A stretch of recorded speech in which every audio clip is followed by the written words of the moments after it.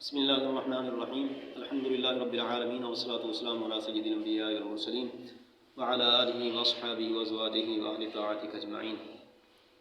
تیرا آئینہ ہے وہ آئینہ، تیرا آئینہ ہے وہ آئینہ، تو بچا بچا کے نہ رکھ اسے، یہ شکستہ ہو تو عزیز تر ہے نگاہ آئینہ دار میں۔ حضور دادا صاحب علیہ رحمہ فرماتے ہیں، مجھے راہ سلوک کے اندر کوئی مشکلات درپیش تھیں تو میں حضرت باعزید بستامی رحمۃ اللہ علیہ کے ہاں گیا، ان کے مزار پر انوار پہ۔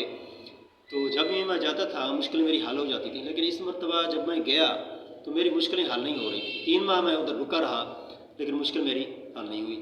میں واپس لوٹنے کے لیے تیار ہو گیا، راستے میں جب آیا تو ایک سراہ تھا مسافر خانہ، وہاں میں رکا تو ادھر چند لوگ تھے، انہوں نے میرے ساتھ بدتمیزی کی، تو میں نے ان کی بدتمیزی کا جواب جو تھا نہ کوئی نہ دیا، میں نے صبر سے کام لیا۔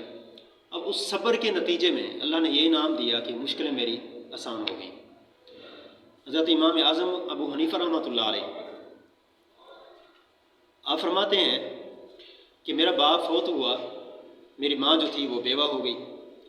میرا ایک دشمن تھا، دشمن ہر بندے کے ہوتے ہیں، تو وہ میرے ساتھ آیا، پاس آیا اور کہنے لگا، ابو حنیفہ تیرا باپ فوت ہو گیا ہے، تو اپنی ماں کا نکاح میرے ساتھ کر دے۔ یہ نہیں ہے کہ علیحدگی میں جا کے بات کرنا یا موقع مال کو دے کے بات کرنا، اس نے اس چیز کی کوئی پرواہ نہیں کی، سر عام ہی کہہ رہا ہے۔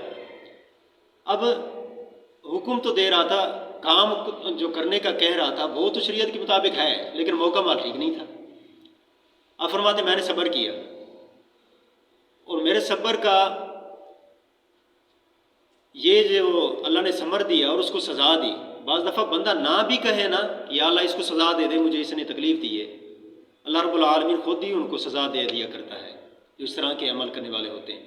اب وہ چند قدم آگے چلا، امام اعظم ابو حنیفہ رحمۃ اللہ علیہ نے کوئی بددعا نہیں کی تھی، چند قدم چلا ادھر گرا، مر گیا۔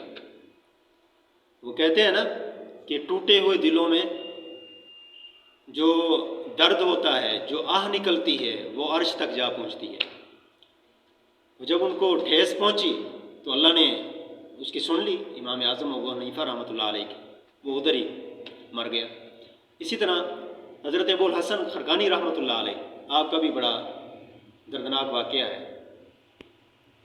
آپ فرماتے ہیں کہ میرا ایک مرید تھا کہ وہ میرے پاس آیا ایک مرتبہ، میرے گھر کو دستک دی، دروازے کو، گھر سے آواز آتی ہے کہ کس کو ملنا ہے، وہ بڑے القابات کے ساتھ آپ کا نام لیتا ہے، اور اندر سے جو آپ کی بیوی تھی وہ بدتمیزی کے ساتھ بولتی ہیں اور کہتی ہیں کہ جاؤ، وہ جنگل میں کہیں پھر رہا ہوگا، گھوم رہا ہوگا، جاؤ اس سے مل لو۔